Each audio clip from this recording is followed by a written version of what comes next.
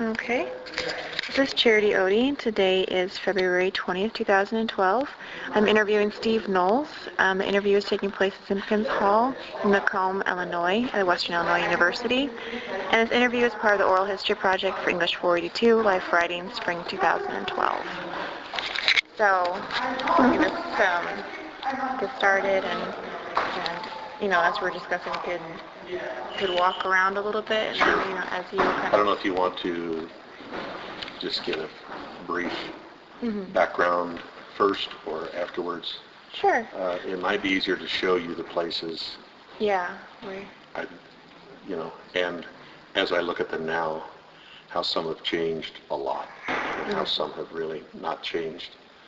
What strikes me the most is how much smaller everything looks than it did when I was a student. Yeah. The buildings, the walls, the doorways, everything just seems a little smaller, but when you were a first grader in these halls, it looked, huge, like a museum.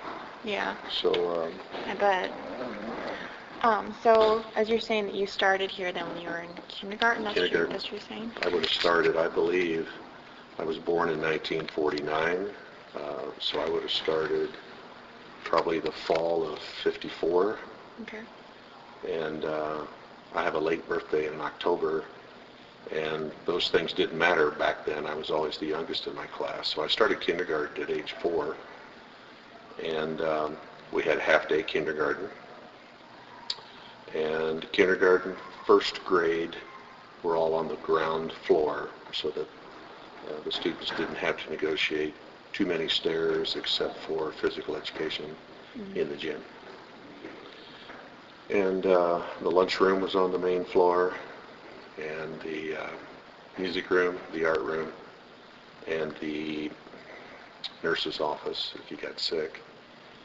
And each floor had a special aura and charisma to it, For the second floor was second, third, and fourth, and the principal's office, which you never forget where that was. And the third floor was fifth, sixth, seventh, and eighth. And the top floor were the 4 senior high. That's where lockers were, and the majority of the senior high classes, English, history, science, etc., were all on that floor, as well as the senior high library. And of course, teachers' offices up there too. But as you got older, you kept moving up a level in the building until high school was on the top floor. And of course, downstairs for lunch, downstairs for music, downstairs for physical education. But and I can remember flying up and down these stairs. I mean, things I would not try to do now. But I mean, jumping over the banister railings right down to the next level. And we always, in our immaturity, would to see how fast we could get to lunch and how fast we could get to physical education class and things a lot like that. That kind of slowed down by the time you were junior, senior, because you had to act a little more responsible. But I can remember racing up and down these stairs many, many, many times in the years I was here. So that was allowed then in the school? You could run? No. I mean, we didn't run in the hallway, but we would really fly down the steps, and if you got caught, the teacher would stop you and make you go back up and walk down. Did that happen often? To some guys it did. I think everybody got caught more than once. Everybody had to stop, go back up, and walk.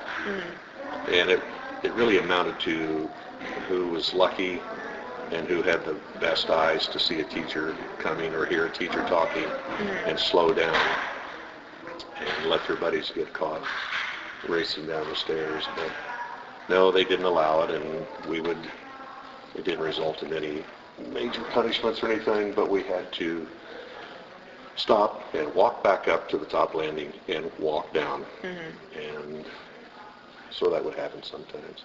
Yeah. Not always were you in a hurry to get down the stairs, but when you were, you just hoped you didn't get caught. So was there a lot of contact between the teachers and students then? Like what was the relationship? The relationship was very much teacher separation, student. They were good teachers, very good teachers. Most of them had a master's degree. Many of them had a doctorate.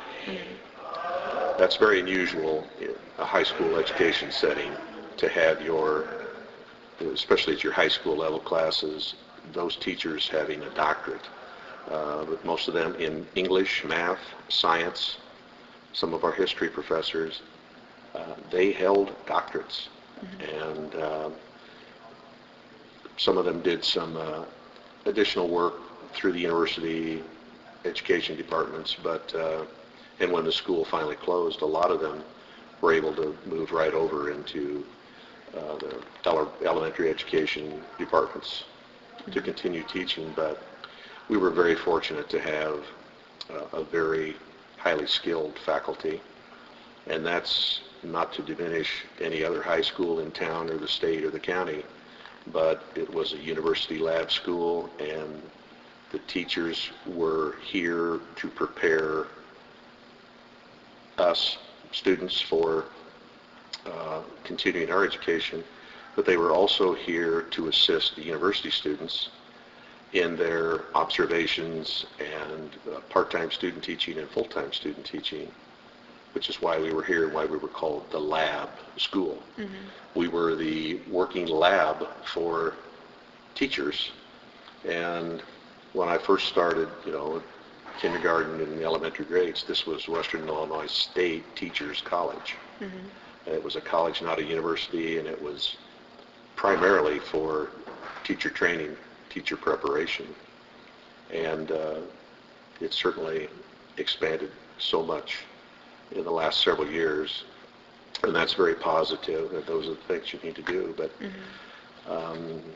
the lab school, the training school, this is what this building was called. To us it was Western High. It did not become Simpkins until after it closed as a high school building, and those students in 1968 moved down to Horban Hall. Well, Mr. Horban was the longtime principal here, okay? And so, but he retired when this building closed as Western High School after the graduating class of 1968. He retired then because I'm sure it was just, he was old enough to retire, and I think it was just going to be a different world and a different situation and a different environment for him. And also I think it was the coach, right? Our football coach retired too. He retired at the same time. My brother, who's 1 year younger than I, was in that last graduating class of 1968, and he was on the football team the fall of '67. That was Coach Harry Sockler's last Western High team. They were unscored on all year. It was an 8-game schedule back then. They didn't have the high school playoffs. If they did, Western High would have gone through and won the small school division handily, no doubt in my mind, because I'm still sort of associated with football. And as a Class 1 school based on enrollment, we had outstanding athletic teams, and especially in football. He has, still to this day, one of the highest winning percentages of all Illinois high school football coaches ever. And he passed away a few years ago at age 99, just short of his 100th birthday. And I was very fortunate that I got to see him again out here at Western. He was honored by the foundation, I believe, because he had made a bequest in his will for money to be left to Western.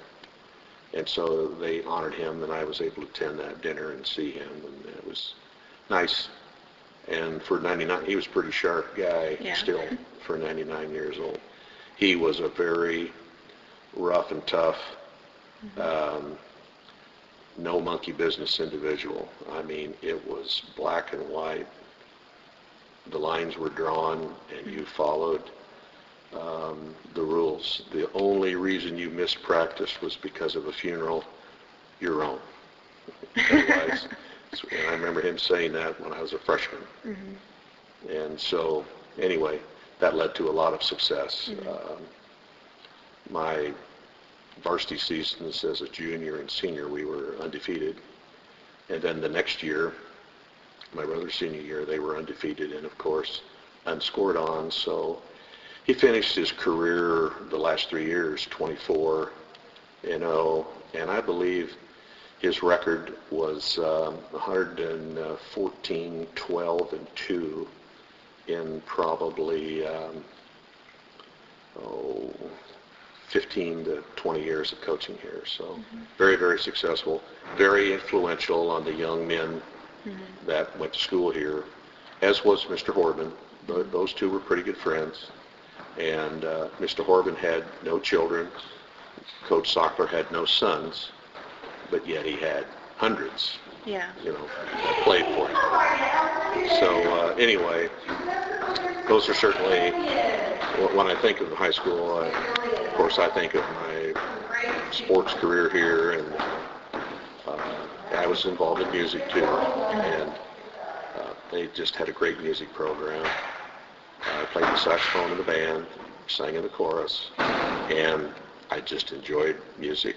I still do to this day, and we had a very, very good program. Started individual lessons and instruction in probably 5th grade, and so by the time you got to high school, you could have 3 or 4 years, depending on when you started learning an instrument, of experience. We had a string program and actually had an orchestra.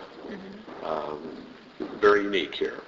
Of course, it was a state-supported high school, so we had state money helping fund the operation of the school, certainly during my years, the 50s and 60s. Unlike today, of course, the way the state's hurting financially, but it just made everything a pretty unique experience. So what else were you involved in besides music and sports? Always music through, junior high and high school. Like I said, I played the saxophone in the band and sang in the chorus. I was on the student council in high school. All 4 years I was on the student council. And I believe my junior and senior years I was treasurer. But football, basketball, baseball took up a lot of your time after school. And then I was, happy to be on the student council, and then playing in band and singing in chorus, and practicing for contests, practicing for performances. That took a lot of time. And then, of course, doing homework and studying. In high school, I did manage to have a girlfriend each year, always a different one, for whatever reason. So, girls, sports, music, cars, typical high school life. I guess I framed that kind of badly, though, because I done a little research on you, and I did see that you were in student council, and if I got this correctly, that you were, what was this, for homecoming your senior year? Did you, announce speakers at the homecoming? You were like a representative? I was I gave a program. Yes, I was in charge of homecoming my senior year. Okay. And so I had to arrange speakers. And so, of course, we always had Mr. Horban, our principal, give a short speech. Of course, Coach Sockler always had to talk. And he would pretty much, was like, well, we're going to play whomever tonight, Carthage, and we're going to kill them. We're going to win. And he was a very self-assured individual. And the thing is, we won. When we walked on the field, we knew we were going to win. The other team knew we were going to win. it was still fun to play. But Coach Sockler, and then you always had to have the University Athletic Director, Ray Hansen. Hansen Field is named after him, okay? He was a very, very famous individual here in the history of Western Illinois University. And they called him the Rock Hansen. And as long as I, through high school, went to high school homecoming assemblies, he spoke. And so when I was in charge of the homecoming assembly our senior year, the first person, of course, I thought of was him. And then I invited a man that I knew through my father, who was not as old as my dad, but he had been a great athlete here, and I think he had graduated 10 years earlier, and so I invited him to speak as the 10th year anniversary of his senior class, and his name was Dick Boone. So then I had to invite one of the dean at the university who happened to have sons going to school here, but it was customary to invite one of the deans to speak to the dean that controlled whatever department of the various deans over there that controlled the operation of Western High. So Dean Abel spoke, and I remember telling everyone that I wanted him to come back and talk because the year before he had told the funniest elephant joke I'd ever heard. And again, back 40 plus years ago, elephant jokes were kind of a popular form of jokes. So, gosh, Dean Abel, former player, Dick Boone, Rock Hansen, Mr. Horban, and Coach, of course, Coach Sockler. So I had to contact them, arrange it. And I wasn't real used to public speaking like that in front of my peers and my other school teachers. And but a lot of my friends could not have done that, and it was pretty scary for me. But looking back, I'm glad I did it. It was fun. And I think I won an Elk Scholarship my senior year too, that they awarded.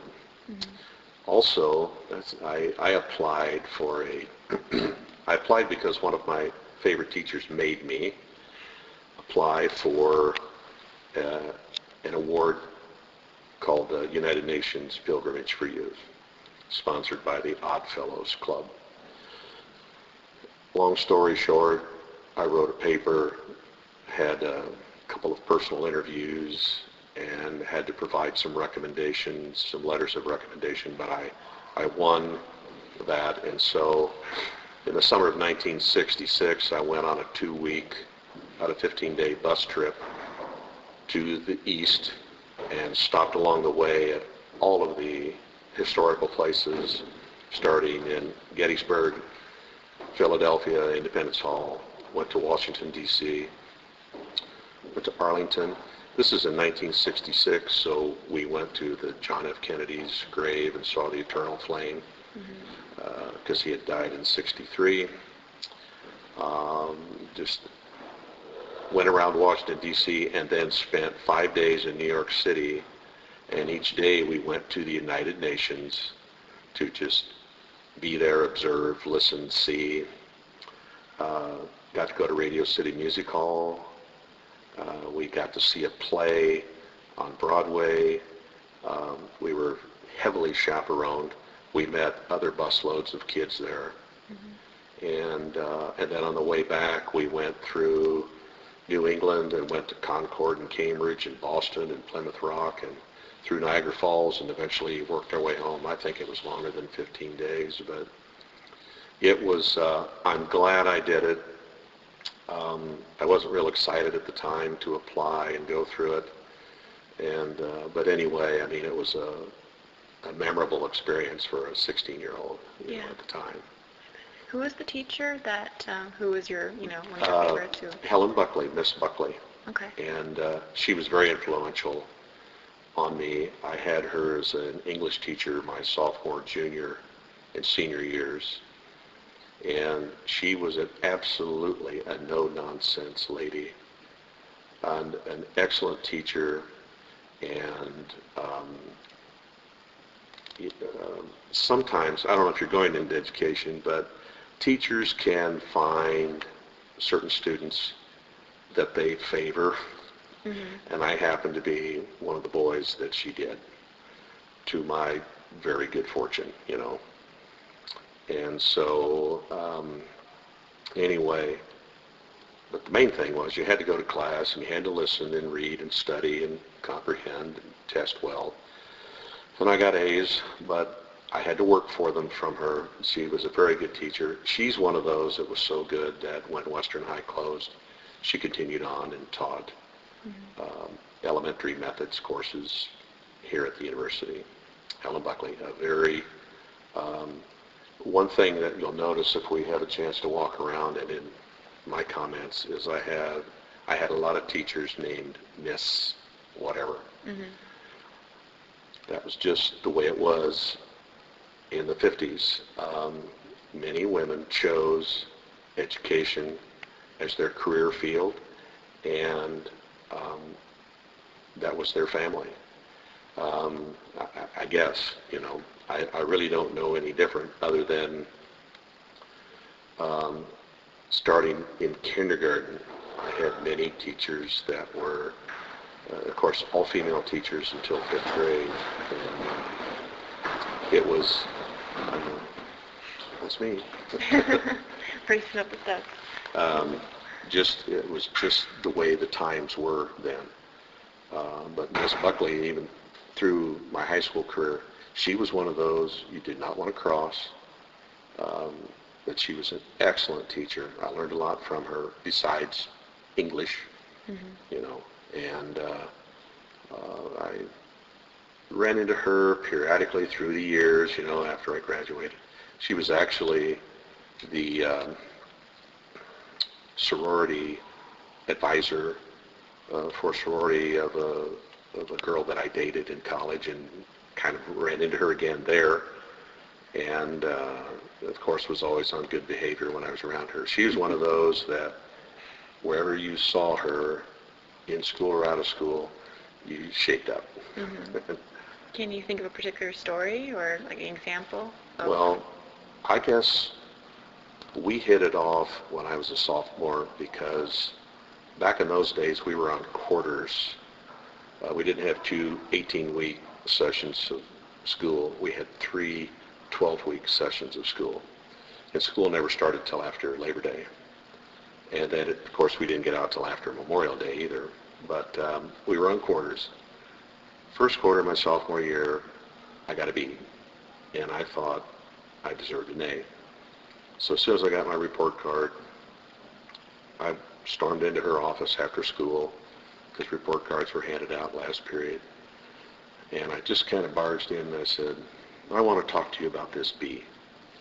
And she saw that I was upset, and she says, young man, you march right back out that door, and you come back in here when you're more self-controlled. So, put my tail between my legs and chin on my chest and shuffled out of the room and went and sat in the classroom next door. And then, I don't know if she came and got me or if I kind of went back in. But she explained to me, you're close to having an A in this class, but, here's how I judge and evaluate, blah, blah. And that was that. So from that point on, I just told myself, I'm not going to go in there and ask her why I didn't get an A. I'm going to get it. And she made sure, because, she would ask me questions and make me get up in front of the class and talk about the story that we just read or whatever. It's kind of like, okay, mister, if you think you deserve A's, you show us how smart you are. Yeah. But we also, I think she was perhaps our class sponsor, and having her for 3 consecutive years and behaving and minding, and, I didn't get in trouble in the classroom or anything like that ever.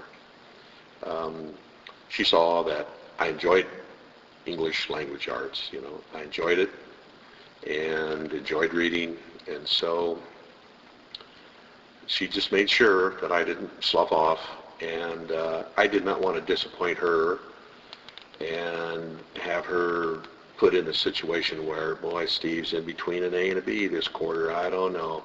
But he's a good kid and all that. I like him. He's my pet. So I'll give him that A. I wanted to earn my A's. Yeah. And so anyway, that's, I remember going in, I'd never done that to a teacher, but I thought I deserved an A. I got a B. I went in. She pretty much put me in my place. And from thereafter, not only did I have respect for her to start with, but I had total respect for her thereafter for the rest of my life, her life. So that's certainly something I remember from her. But my buddies picked up on the fact that I became sort of her pet. Yeah. And so I got teased about that a little bit, subtly in class and certainly out of class, but I didn't mind. I would much rather be teacher's pet for her than on her other list or any other teacher's list, So anyway, a very good teacher, one that I wish my children could have had, my grandchildren could have. That's how much I thought of her. We need teachers like her, and there are many like her, just not enough, in my opinion. So do you have any, you mentioned your classmates just teasing you, but do you have any stories about your classmates you want to share, or what? Oh, golly. Well, I guess in a broad sense, the thing that I remember the most is that the boys could be a little bit mean and teasy, and it seemed like we could, everybody had a nickname. Everybody had a nickname. If an incident or an event happened, that was awkward and weird and goofy and whatever, somehow we would associate that with the kid. They would have a nickname. Oh my. We had some of them, I'm not sure I should share with you, but we had kids, we called them fly bait and torso and septic tank and let me see, nude, Rocky, Whitey, of course his last name was Whitehead. There were some other nicknames that we don't want to use. And then sometimes the boys would come up with nicknames for girls. And I don't know, for whatever reason, the boys were pretty clever. Oh my. They picked up on stuff and would come up with a nickname for someone pretty fast. So many nicknames, gosh, and like I said, some I really can't share, and the others, I'm trying to think of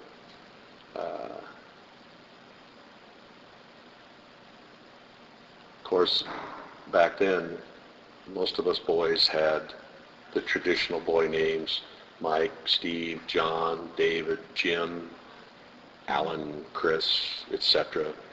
Girls too: Susan, Mary, Jane, Deborah, Diane, Vicki. But we were baby boomer kids. Certainly a few years ahead of me and a few years after me, we were the baby boomer generation. And not only were our lives traditional and our names traditional, but the education here was very traditional. And of course, when I graduated, I went to the university and ended up teaching for 7 years before I went into the insurance business. And I taught language arts. And I was a very traditional, conservative, basic, reading and writing kind of a teacher. No arithmetic because I was terrible in math, but anyway, that carried over into my short teaching career of 7 years.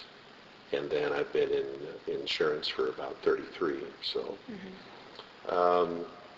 but things that happened to me here, experiences educationally, socially, were, formative for me, and as they are all kids. My daughter and son graduated from Macomb High School, and as will, I suppose, some of my grandchildren, and that is a fine school. It is a public school, but it is in a state university town, and I just think that has a tremendous positive influence. Their Scholastic Bowl teams do fantastic all the time, and they have a great music program and a very broad sports program and all of that. The kids who live in this area or whose parents work or teach here that might have been Western High attendees if it was still open, we never know, since it closed in '73. So, what was it like when you were going to Western High, and what were the relations like with the students who went to the Macomb High School? It was great going here. It was not a rich kid's school or a privileged kid's school or anything like that. The enrollment was controlled because of the fact that we were a lab school, and we had to have the enrollment controlled by the number of student teachers that would come over, that were available. That ratio and relationship had to be worked out. For the most part, the high school 9 through 12 enrollment was around 200, approximately 50 students per class, give or take, either way, right around 200 to 210 students, and it was kept that way. If your parents wanted to send you to Western High, I believe there was somewhat of a application process. If your parents did not work for the university, if your parents worked for the university, you could come to school here. You didn't have to apply and get permission. You could come to school here, but not all those kids did. And there also were many boys and girls who came here whose parents did not work for the university, like me and my brother. So it was a controlled enrollment, and it had nothing to do with wealth or passing intelligence tests or anything like that. We had some pretty blue-collar individuals here, for the time, not college-bound, not college prep individuals at all. They went on into the, working world right out of high school, and certainly nothing wrong with that. They just were not interested in going to college, and you knew it by going to high school with them. Yeah. There was always just a little bit of friction between Macomb and Western High. They did not play each other in football, but in the state playoff series, sometimes we were forced to play in basketball and baseball, and that was fine. That was never a problem. We used to have a county basketball tournament, so we'd play each other in that. For the most part, I think most people got along. Many of the Western students lived in this northwest quadrant, which now, unfortunately, in my opinion, has become a student rental section of town. And that's fine if the properties are kept up. Anyway, that's a whole nother subject. But my brother and I did not live in the university neighborhood. We lived over a little bit south and east of the town square, in the 300 block of East Jefferson. So we were closer to a public school, Logan Grade School, than the lab school, but we rode our bikes and got rides in the winter when the weather was bad. We had probably more friends in the public schools than a lot of our other Western High classmates did. We played summer baseball. We lived in a neighborhood populated mostly with public school kids. So we'd hang out at the grocery store together, go down to the ball field and play pickup games. We played summer league baseball and got to know so many of those kids that way. And we went to the public swimming pool a lot, my brother and I. So we knew all of the public school boys and girls. We all lived in the same town. Mm-hmm. We just went to different, when school started, we went to different schools. Mm-hmm. And some of my best friends were and still are from Macomb High School. Mm-hmm. And of course, there were kids that I went to school with from kindergarten all the way through 12th grade here. And, many of them have moved away. Some of them might be in the area. But a lot of the Macomb High people might be as good or close a friend today as my former Western High students, classmates were. But that's life. Yeah. You make friends with whoever you want to make friends with, and that you kind of run in the same groups for whatever reason. There was not distinct hatred or anything. I think the community did a good job to just explain, if you want to go to Western High, you can check it out. But Macomb High was the public school system, mm-hmm. and just like most towns this size back then. That's where you went to school unless your parents worked at the university or you lived close enough you could almost walk to school. We had no busing, though, to get you to Western. None. Mm-hmm. You walked, rode your bike, or your parents dropped you off. Mm-hmm. Mostly right out here in the front, south entrance. But the little pond out here that was called, it still is called Lake Ruth. Mm-hmm. It was fenced off when we were students for safety reasons. It was all fenced off. And I believe it was named Ruth for the daughter of a former faculty member, perhaps president or a dean, 80 years ago or so, something like that. Mm-hmm. It had a connection to the university faculty or something. Mm-hmm. So, going back to another question though, how is it that you came to the lab school then, since you're... my father attended the lab school. Okay. Mm-hmm. So we were kind of a legacy like the guy in Animal House, Mm-hmm. If your parents went, I guess you could go too. My dad graduated from here, like 1939 or 40. Mm-hmm. But he lived out in the country, north of town, and went to country schools until it was time to start high school. And then he could either come in to Macomb High or come in to the Academy, another name mm-hmm. for this place, the Academy. And so I think he had a good friend in town that he hung out with that came here, so this is where mm-hmm. he went to school. And gosh, I don't know how he got into town all the time. In fact, when it was the Academy, I'm not sure that he even got a chance to go to school in this building. Do you know where the University Art Gallery is? Mm-hmm. Over here? Yeah. That was Western High Academy. Mm-hmm.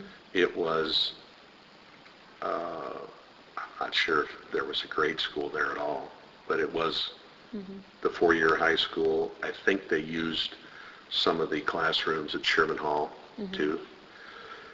I don't know where grade school kids would have gone back in that day, unless they all went to the public schools until, I believe this building was built around 38 or 39, somewhere in there. And the gymnasium about 10, 12 years after that, which is now the Kofax Recital Hall. And I attend performances there on occasion, and it's very odd to be in my old gymnasium and sitting in chairs and being entertained. Yeah. It's just different, but that's progress. Would you like to walk around a little Sure, bit? if you have the time to. Oh yeah, I have plenty of time, Okay. so. Well, as you can tell, But you get a chance to do that if you want to. I'm just going to carry my coat because I'm warm in here. Yeah. I was walking around, and it was... I'll show you this to you quickly. Don't laugh, because senior year, here I am. Mm-hmm.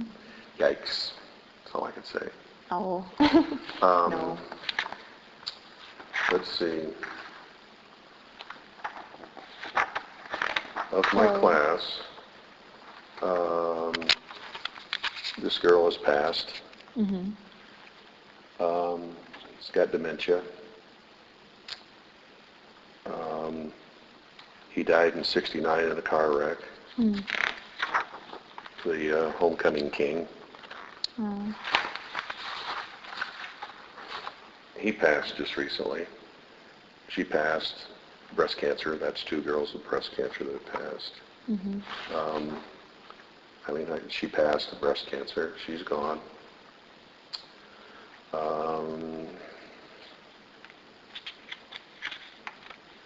So you would have graduated then in May of... Actually, June of '67.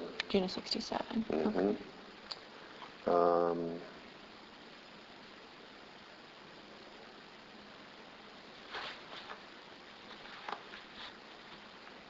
Some of these kids were very, very, very smart, very bright. And a lot of the kids here went on to U of I, and especially the girls. The girls were always smarter and, more mature and so forth. So have you been in contact with, how have you been in contact with different What's unique alumni? is since we're closed, don't exist anymore, every summer, the last weekend in June, Macomb has what's called the Heritage Days to celebrate the heritage of, this is an old town. Yeah. So we have a all Western High reunion the Friday night of Heritage Days every year, and we've been doing that for about 20 years. So we sort of have an automatic class reunion every year. Of course, living here, I always go and see people that you see every year, maybe every other year. If their parents still live here, they like to come back. Or just people you haven't seen in a long, long time. Do a lot of alumni come back for that? Yes. There's probably, that Friday night party, there's probably 200 people. Oh, wow. And some of them are spouses. But, again, this tile block wall stuff that's unchanged. The floors are a little bit, but down here is where it all started.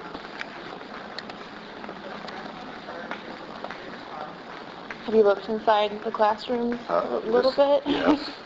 It's really something. Yeah. There used to be tricycles in here. Oh, really? This was my first grade room. Okay. Miss Bagley. Okay. Now this is room 3. This was first grade, Miss Bagley. This was the nurse's office. So, and back in the older days, our grade school kids, our parents, if you were a first grader or a kindergartner, your parents would drop you off right out here in this circle drive because it was convenient. Drop the kids off and head out and let somebody else come in. And then if you came the other first grade on the other end of the building, their parents would drop them off down there. But this was first grade. This was the nurse's office. And this door and this next door This was the kindergarten, and there was morning and afternoon. I went to the morning kindergarten. It was just half day. So this was kindergarten, but you can see some of the architecture, like the wooden trim up high. Yeah. The windows are not very good. This was Miss Burke. Notice the Miss theme. Yeah. This was the back door into the music room. Okay. So is the woodwork all kind of the same then in the... Some of it is. Some of it? These doors.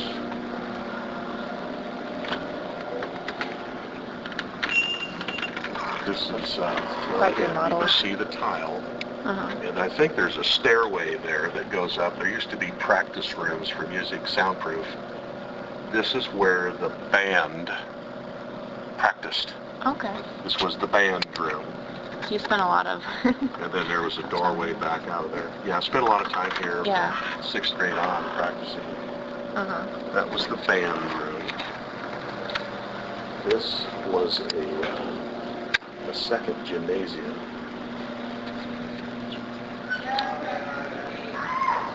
This was the lunchroom. Okay. This was our lunchroom. And there were baskets.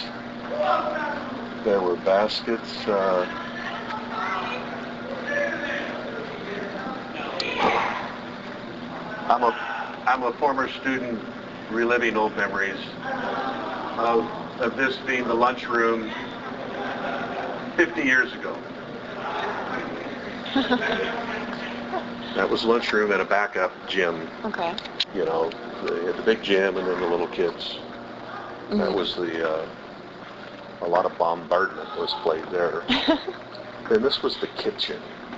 Okay. This is where the, it was just a kitchen because that was,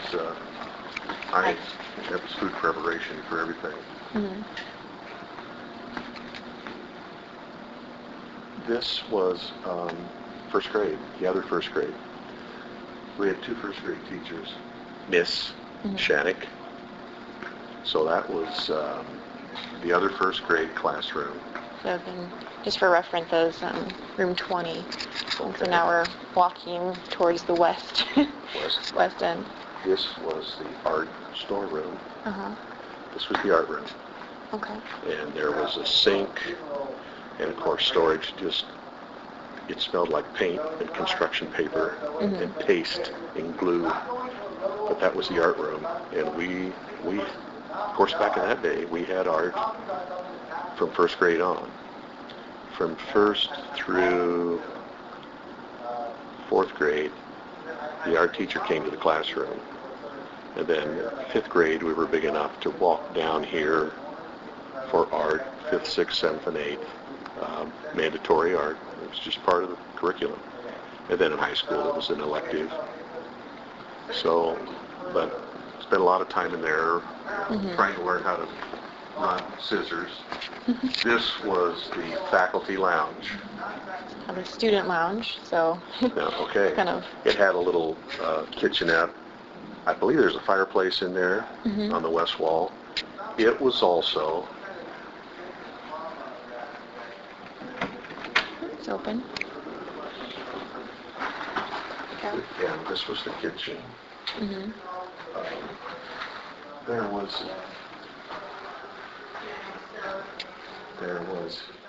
It was a tile floor pathway into the art storage room, which is where the two art teachers' offices were. Right there. But in 7th and 8th grade only, we came down here in the wintertime at noon hour. Somebody would play 45 records, and you could dance. Of course, the boys would never fast dance, but if it was a slow dance, you'd wait around maybe for a girl to ask you to do it. So it was the social room. The social room. Did you like to dance? No. No? I was scared of girls. And I didn't, of course, everybody could do the statue, hang, slow dance, you know. Uh-huh.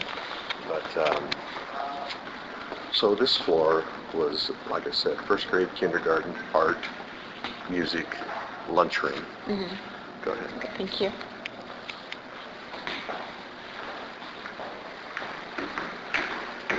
So what was your favorite subject? Probably the language arts. Mm-hmm. I also liked history and earth science and geography. Mm-hmm. I liked biology, but I was not very good at math. And it was pretty accelerated to do math back then. Mm-hmm. All right, we're on the second floor.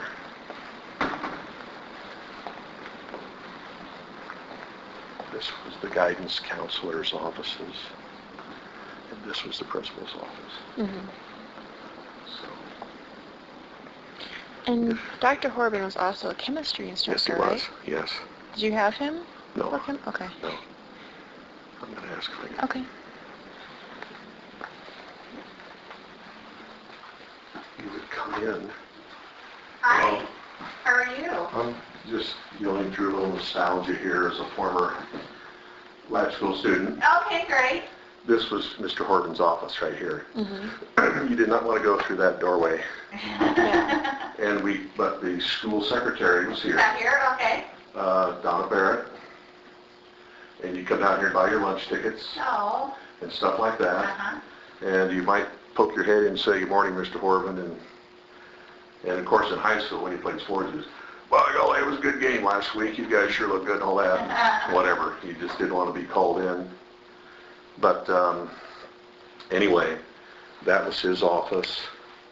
This was the secretary's office, guidance counselor, and I think audiovisual were across the way there. Mm-hmm. So sorry for the interruption. No, that's okay. Thank you. You're welcome.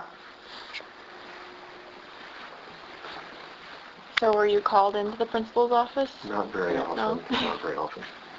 One time, one of my best buddies and I, we got in kind of a little shove and match, and one of the teachers was just so surprised that two good boys like that they escorted. I mean, they just walked us down here, and we had to sit with Mr. Horton, and we had to play the game like we were so scared and terrified and so sorry. And on the way out, we were kind of laughing and joking and buddies again. But I did get called in there once. I don't think my brother can say the same thing. I think he was called in there more than once. He was a little more feisty than I was about stuff, but he might have spent a little more time in Mr. Horton's office. But anyway, I don't want to tell too many stories on that. This was my fourth grade classroom. Okay. And basically, this was the teacher's office. Mm-hmm. Then we had a secondary classroom for slower readers, Mm-hmm. would separate during reading. Slower math would separate during math. And so we had two teachers. Let's see here, report. This was Miss Hipple and Miss Tiao. Miss Tiao was Hawaiian and mean. Oh, it's interesting that she was here from. You know how she got here from? It was one of these experimental Yeah. transfer things. I believe this was the grade school library. Mm-hmm. First through six had their own library. First through eight had their own library. But these two doors, this was another auxiliary classroom for fourth grade. Mm-hmm. And then a big classroom, and everybody had a desk. And one of the teachers had an office here. Head teacher had an office there, Miss Hipple. But anyway, that was fourth. We're kind of going backwards on this floor. So were the libraries very Oh big? my. What were they like? I would say that they were very well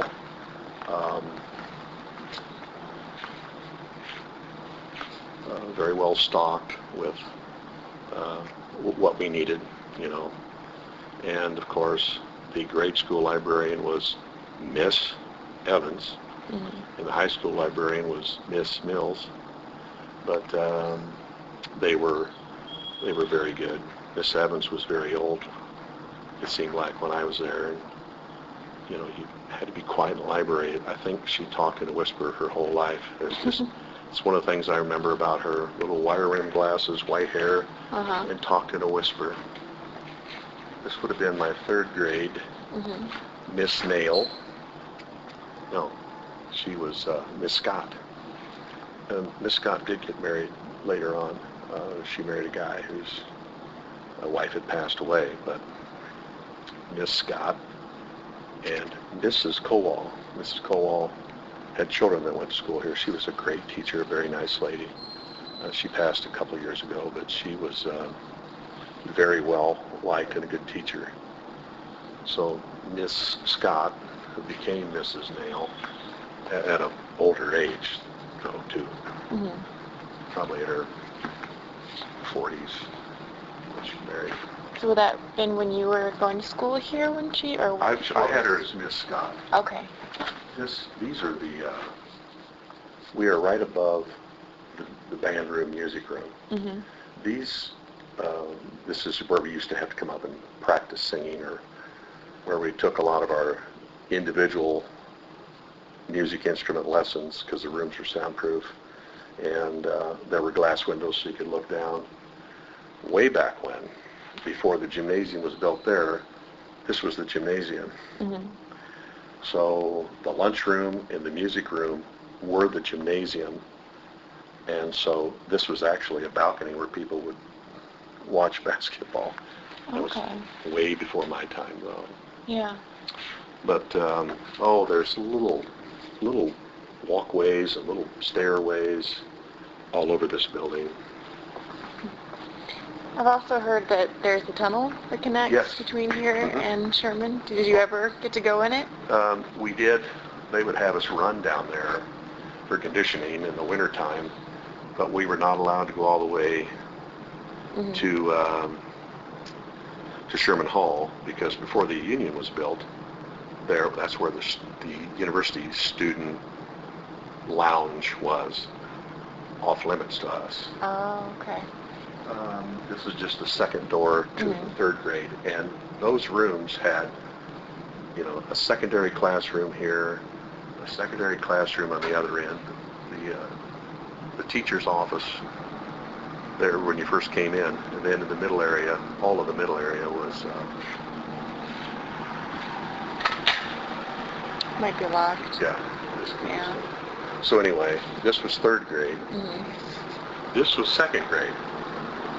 And this was Miss Donnelly and Mrs. Stifler.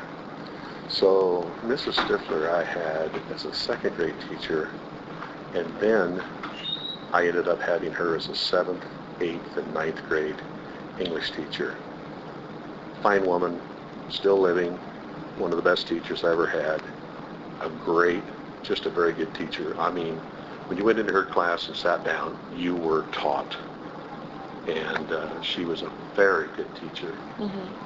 And strange enough, 1967 was my last year in the building.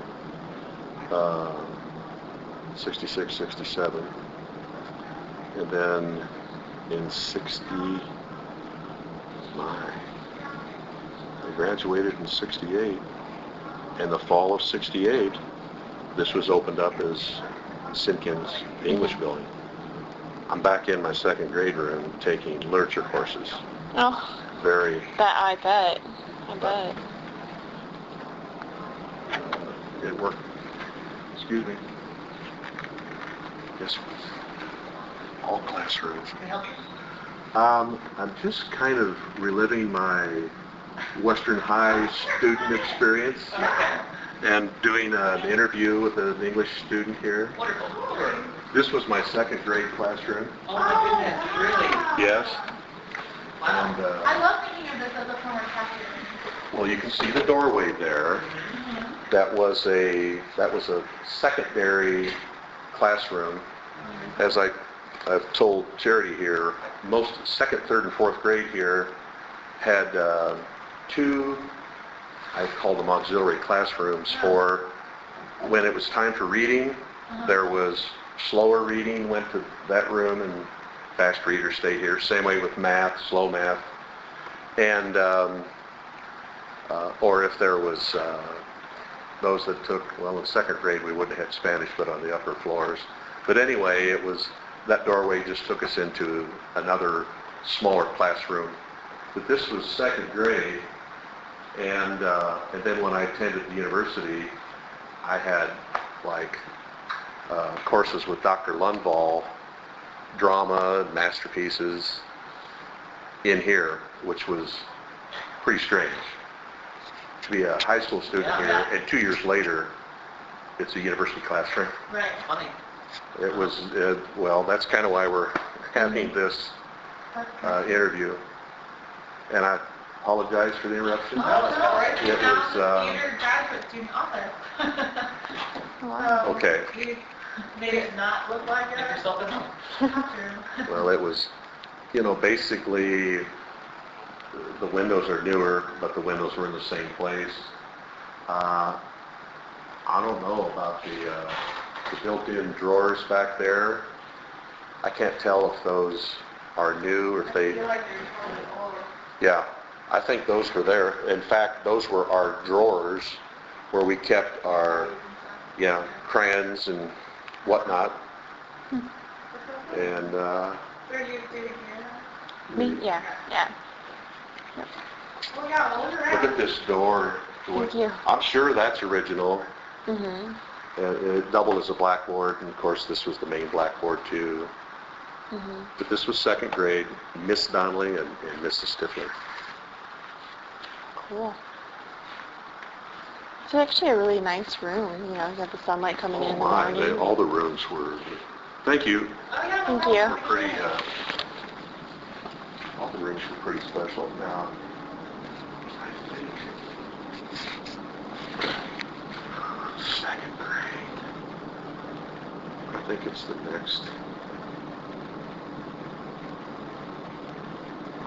next, floor. It's kind of built the same way, and there's like an extra room. Mhm. These are probably closets. Yeah, those are just closets. And office space. Those were, well, that was the auxiliary classroom to second grade, but it had a doorway into it too. But anyway, Mhm. we did have the elevators here, Mm-hmm. and the bathrooms were... Did you get to ride the elevators? Did you ever take not them? unless we were with a teacher, helping Oh. the teacher out, But we were not allowed to ride the elevator. But, I stayed in pretty good shape, walking and running up the stairs. Yeah, I bet. But this is one of these mysterious doorways that goes, is probably welded shut, that went down into that music practice room area. Yeah. And that's where they stored the marching band uniforms and instruments and whatnot. Mm-hmm. This would be, 5th, 6th, 7th, 8th.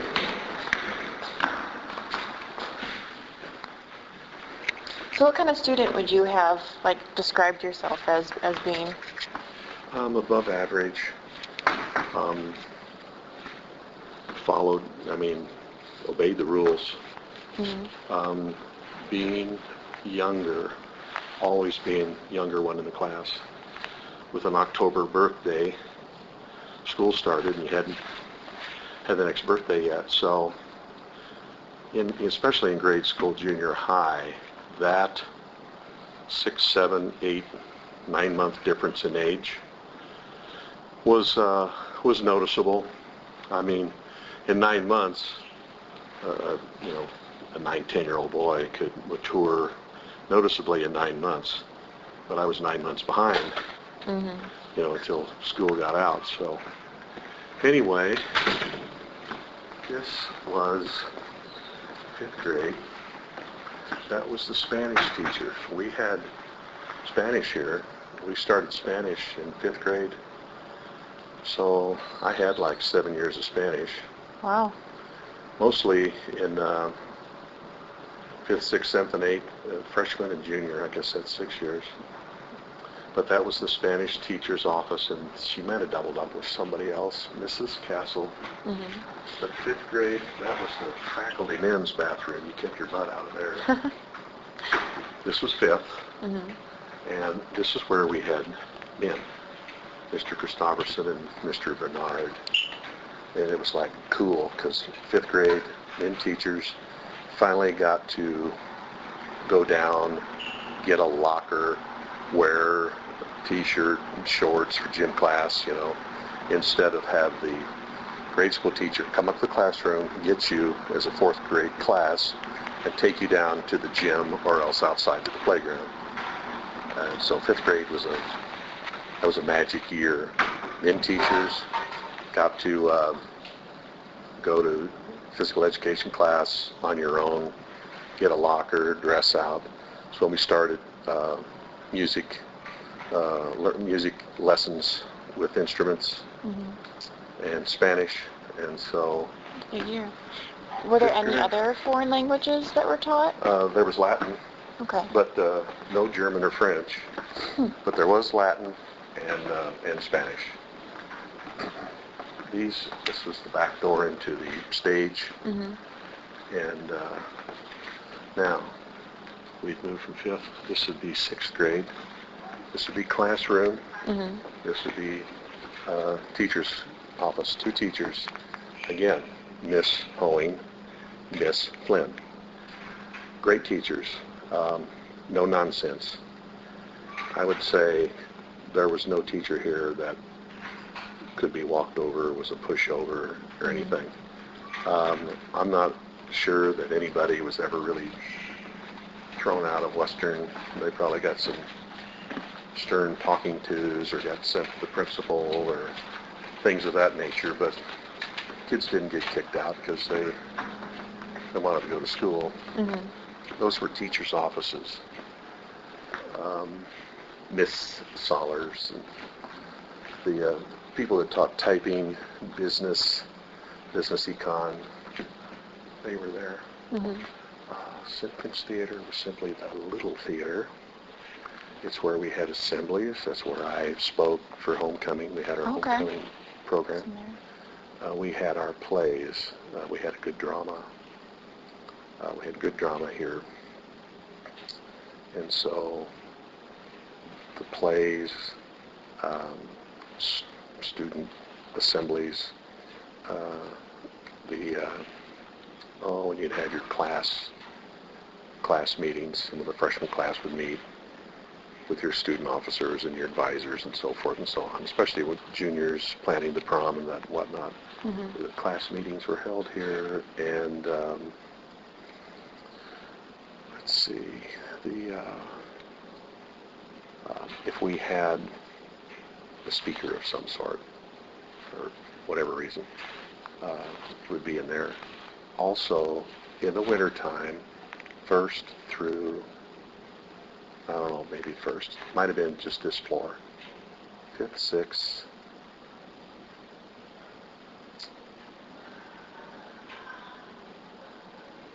they showed movies. And of course you never could get through a movie, so it'd take you a week to get through it, but that's where we saw, oh my, Robin Hood, you know, with Errol Flynn, and where are we now? 5th grade, 6th grade. Okay, this would have been 7th grade, which was self-contained. Again, the auxiliary classroom, slow reading, slow math, main classroom for 7.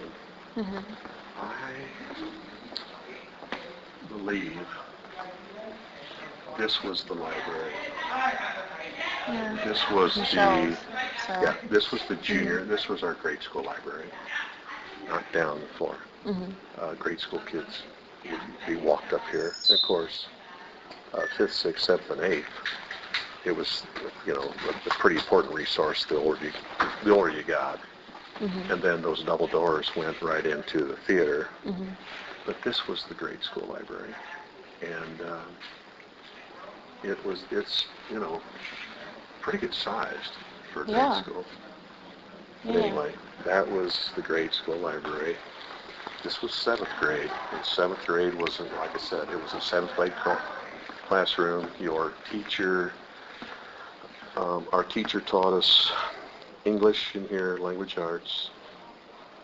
We got to go upstairs, since we were 7th graders now. We got to go upstairs to the math room for math.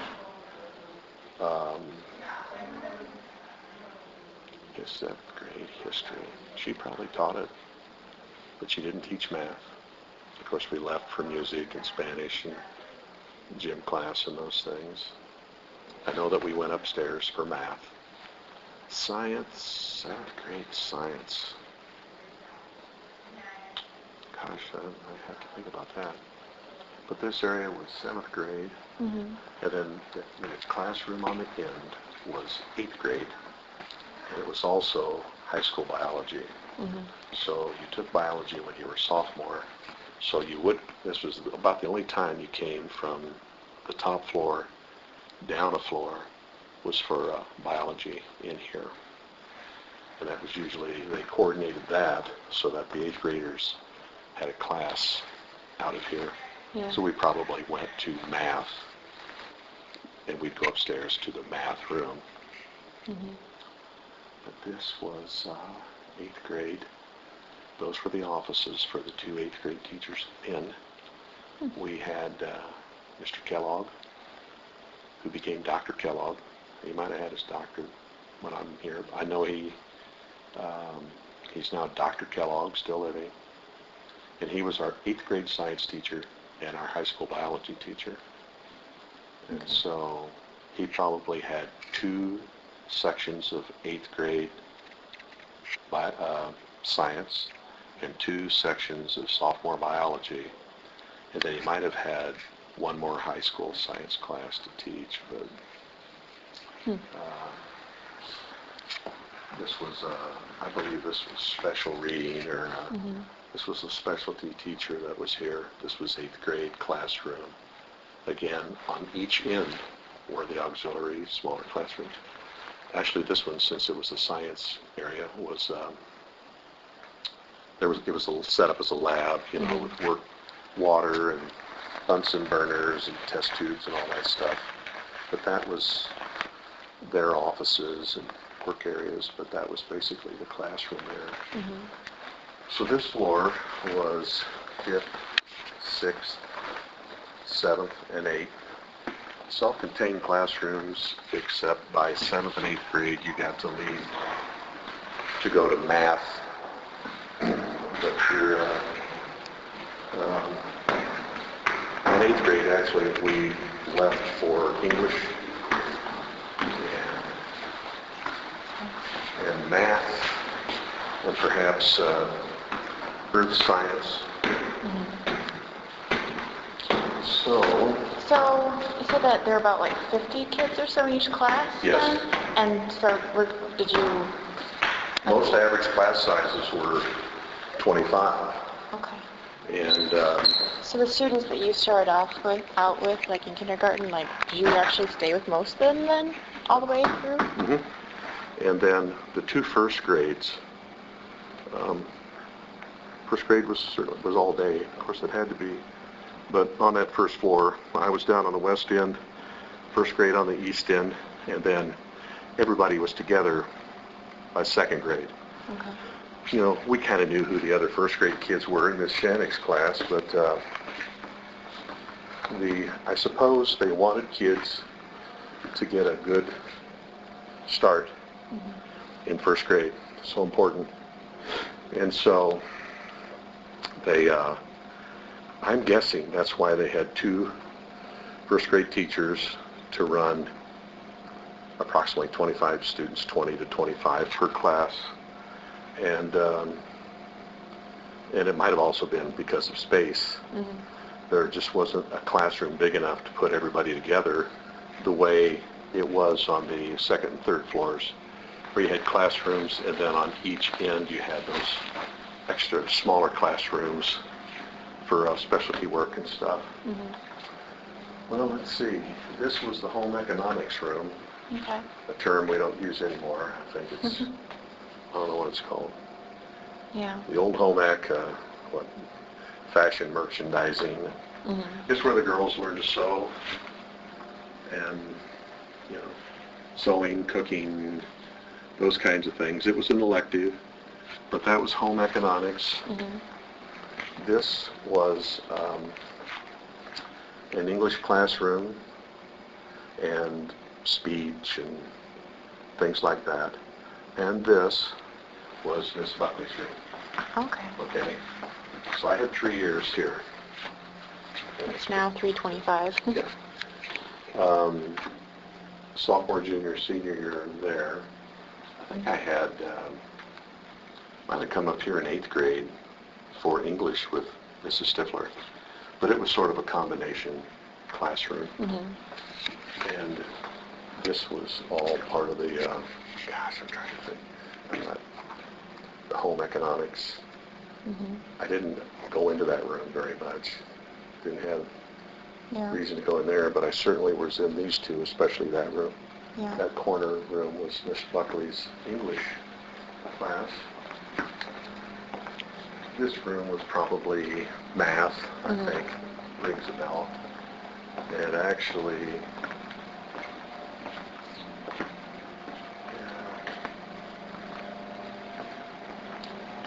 I think most of those kind of rooms would have 2 doors. Mm-hmm. This was sort of a combination room. History, Spanish, civics. I can remember having here various different classes. Mm-hmm. And so, pretty sure that was where we went for high school Spanish, civics, rooms that didn't have a teacher's office. They were just the chairs and a chalkboard and a desk for a teacher. Mm-hmm. This was the high school library. Okay. I'm not sure what it is now. I think it's the TE offices. Actually, And graduate assistant. the high school library is over here, but you had to go up the stairs to get to it. This was our study hall. Study hall. That was study hall. And it was also a place for like after school dances. But it was study hall. And there was almost a study hall for high school only. Junior high kids stayed in their own rooms, but there was almost a study hall there one period a day, all day long. Because of the electives outside of your core, math, science, reading, history. Once you had those out of the way, your junior, senior year, it was additional electives, whatnot. And those that weren't in band, there were people that had 2 study halls a day. So this would have been, I believe this was where we taught American history and world history. Were taught in here. 315. And I would say, this is the history room, because I remember this glass bookcase being right there. And we did have the, that was a bulletin board. The blackboards look almost original. Yeah. Almost original. You can see the heating units, but in some of the rooms I looked at a little while ago, they still had radiator heat. Of course, the university is on steam heat. And we had radiator heat. You'd hear it knocking in the winter. Always had the film screen. I'm guessing back in the day, the ceilings were made out of asbestos tile. That's what the ceilings were. A lot of blackboard space, because this was, I'm pretty sure this was the history room. And it came as a classroom. The lockers, of course. Mine was down there. I really can't remember the number or the combination, but it was down that way. But everybody had a locker. Did you have the same lock? Like, did it change year by year? No, or did you... once you got a locker as a freshman, that was your locker. That was yours, okay. This is probably an offices for some of these teachers where there were nothing but classrooms had to have a shared office space. Mm-hmm. And then either that or the next one, but one of these was sort of the geography or the science room, both of which I took as high school courses and had good teachers. Mr. Alexander, earth science, I was very interested in that, and world geography, very interested in that.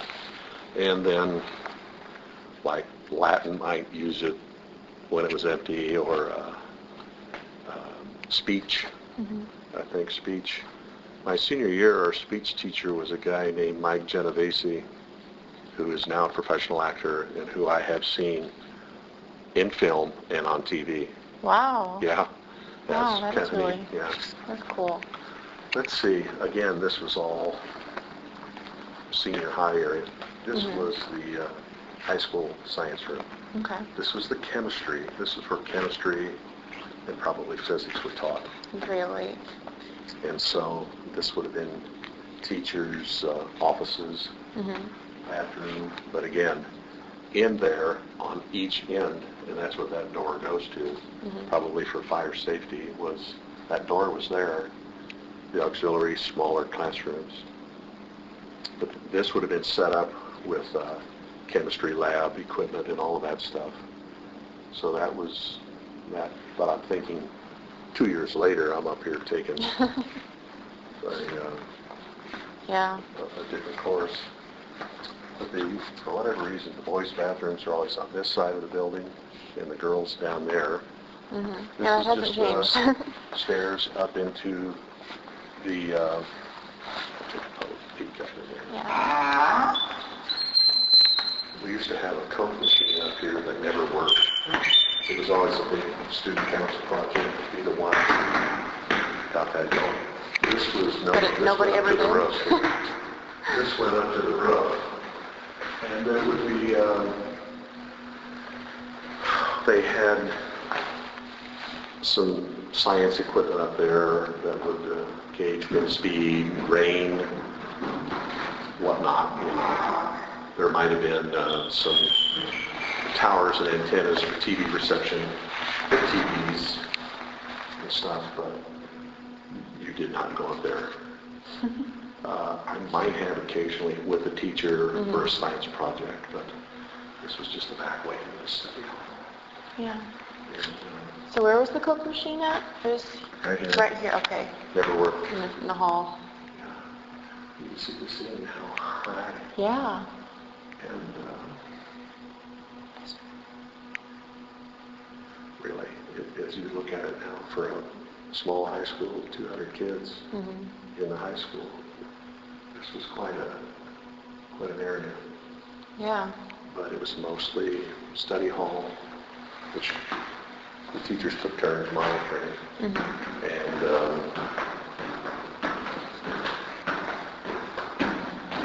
And we would have, after football or basketball occasionally, there might be a dance. Of course, homecoming would be in the gym. We'll walk over here a little bit, but Sure. there's not too much of that. Whatever you want to do. Not too much of that left.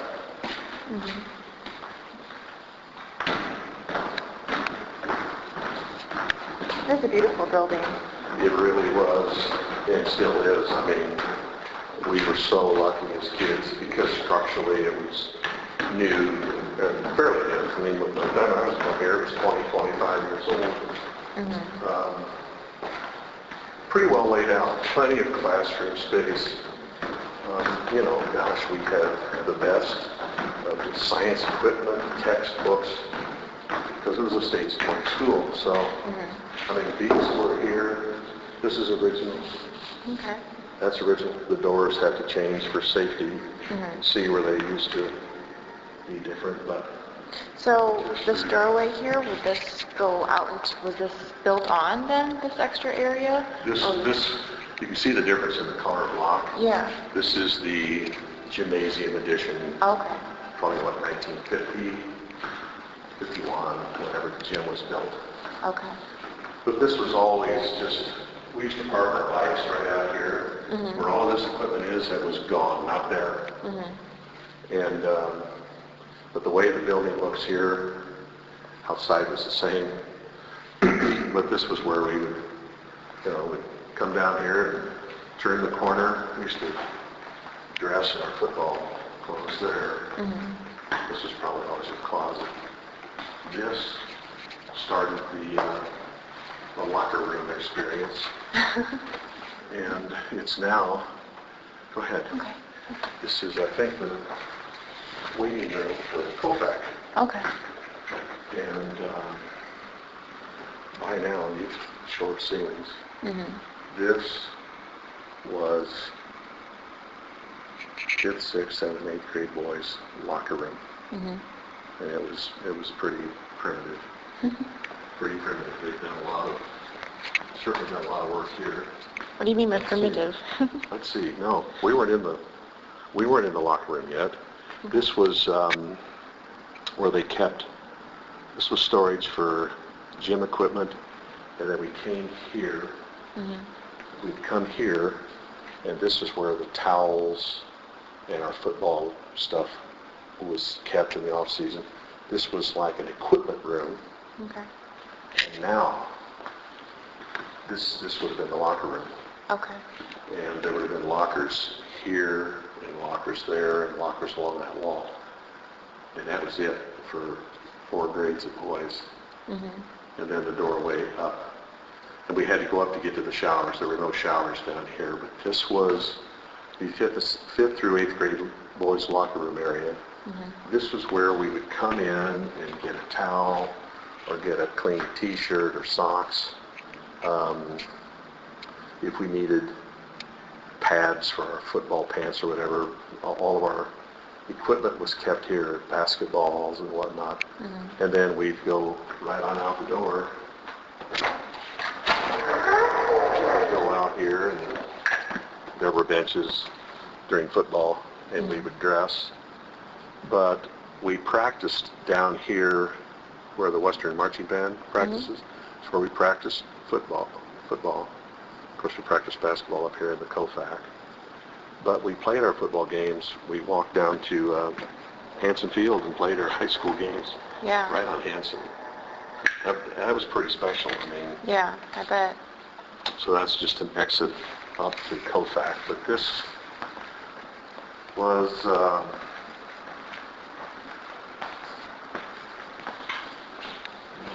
bathrooms there. There might have been bathrooms right out here. But that was the equipment storage room, and then the locker rooms, which were very cramped, smelly, smelly wieners on the boys. Yeah. And we come up here, and this would be, this would just be like athletic trainer's room, where if you sit on a bench and get your ankle taped or something like that. All the coaches' offices were in here. And you can see, we were still in kind of the foyer. These doors were here. This was still a foyer where you walked into.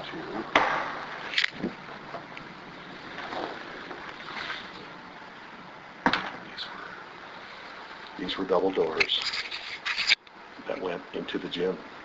And this area was coach. There was like 4 offices that just kept going. But there wasn't an exit door at the time. I'm sure this is just all part of the... Oh gosh, they got an elevator now.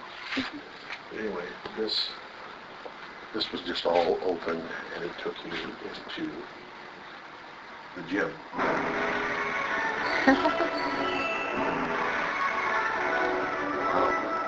Yeah. Still have a great music program there at the Yeah. Stadium. And then upstairs, we don't have to go up there, but I'm not even sure what's happened. That was the 9 through 12. That was the boys' high school locker room, the shower room for 5th through 12th. That would have been the shower room and the boys' locker room, and then also you would there was a balcony that ran the whole east side of the second story and the whole west side of the second story of the gym for people to sit for basketball games and music performances. So there were balconies up there, and I think it's, I don't know what it is now, but it's certainly different. Yeah. But, so there, as you can see, lots of areas, and let's see, I'm kind of curious. There used to be a back way here that I don't think we could probably, it's probably gone. Please keep off the left. Okay.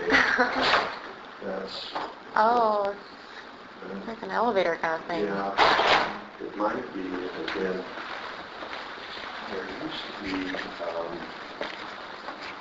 the industrial arts room. Open. I can't believe it. Area of refuge. No, this is the area of refuge. That's where the performers, Okay. when they leave the stage, they come off of here, and this was their green room. There must not. There's some hidden areas in this building. The industrial arts room used to be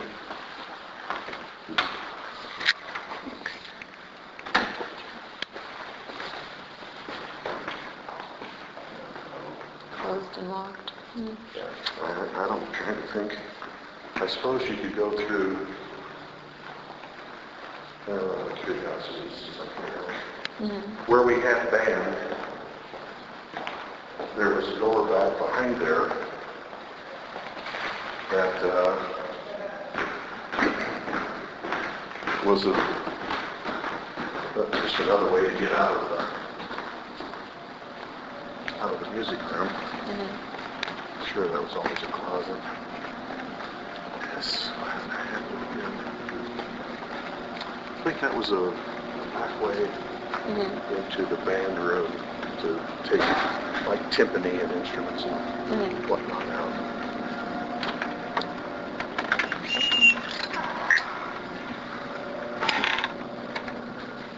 There were 2 offices right here. 2 offices. And again, here's the steps.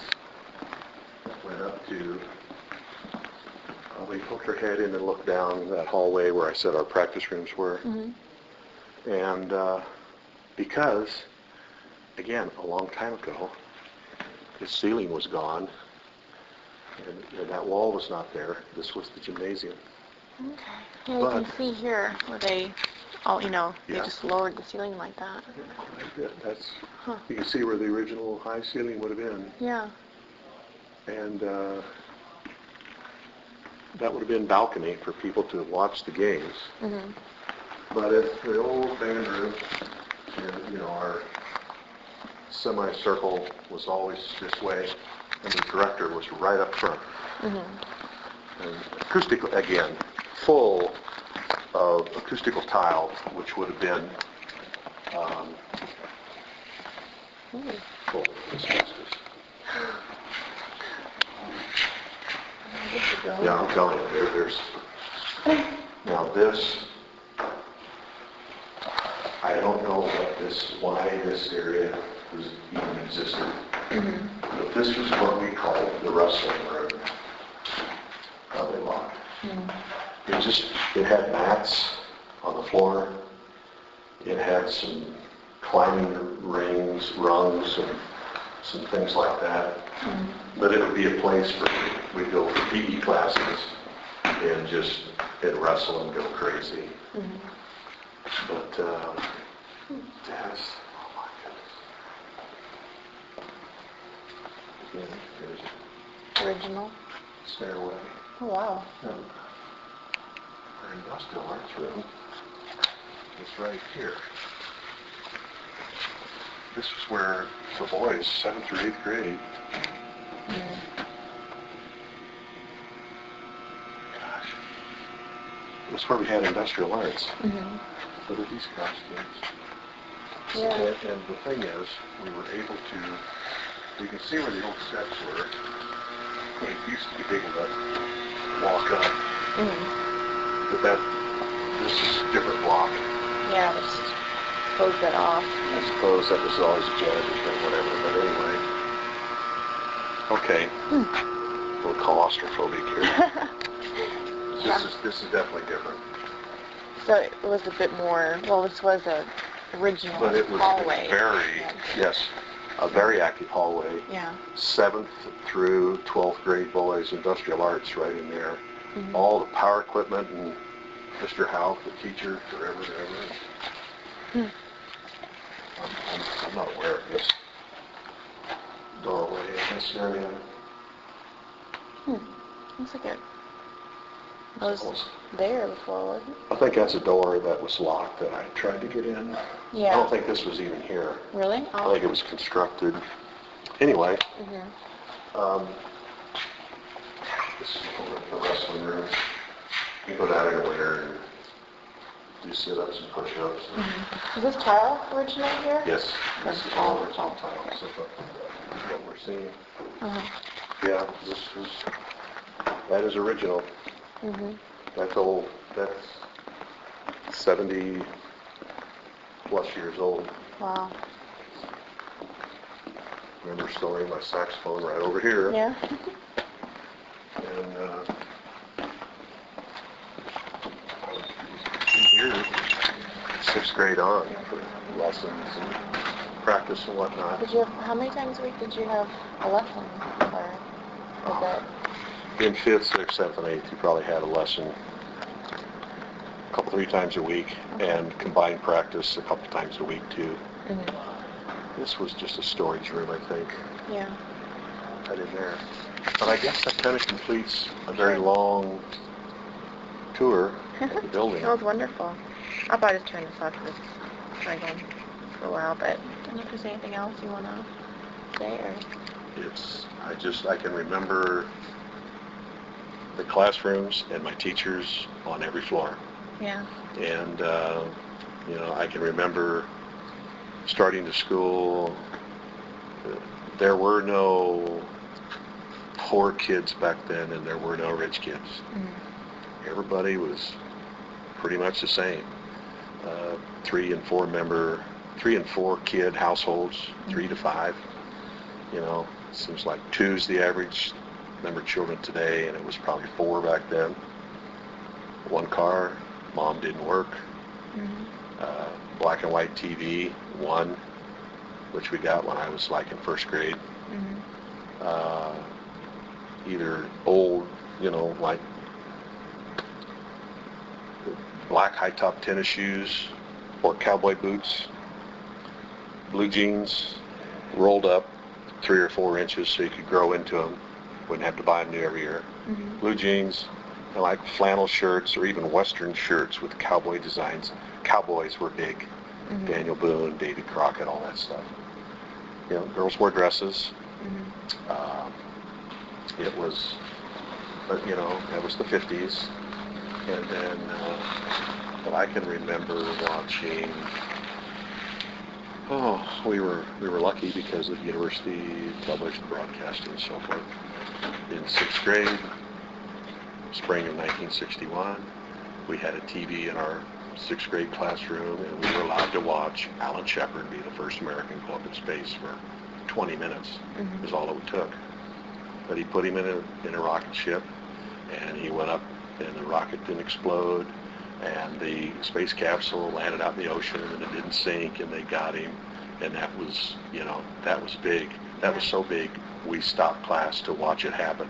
Yeah. And we watched, in 7th grade, we kind of watched and monitored when John Glenn went around the Earth. So that was a big deal. So I can remember having televisions in the room, because many times our class presentation, teacher lecture, whatever, was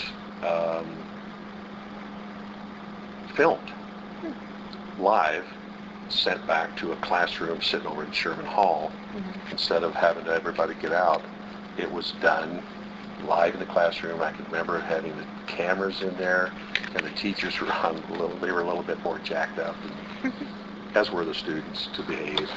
And they definitely had, knew what it was all about, and had a presentation and starting a new section on whatever, and they would pretty much call on students who hopefully would know the answer, or could come up and perform something on the blackboard. But I remember going through that, which was part of the lab school experience. I don't think that happened in the public school here. Yeah. But it did here. But, we didn't mind. I mean, we grew up with that, with having student teachers who, for the most part, by far, did an excellent job, and I'm sure went on to be excellent teachers, because back then that's why you came here, to be a teacher. And the social life was different, the times were different, and those students studied and prepared, and they had a great faculty to teach them at the university, and they had a great faculty here to work with them during their student teaching, and we had good teachers. Sometimes you try to play them, play games, check them out, and all that kind of stuff. They were pretty much knew what they were doing. They were prepared by the time they got to the student teaching. And they would student teach for,